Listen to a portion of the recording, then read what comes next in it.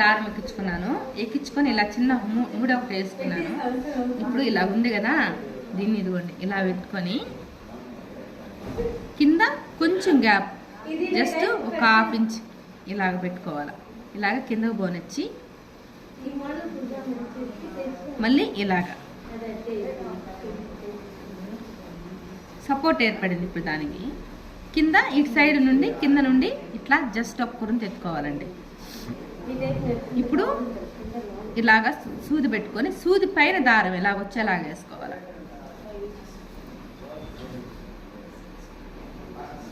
అన్నీ ఒకేలాగా ఈవెన్గా రావాలా, ఒకటి అటు ఒకటి ఇటు వేయకూడదు. ఈవెన్గా రావాలంటే అన్నీ ఒకేలాగా ఇలాగ లాగుతూ రావాలి. చూడండి,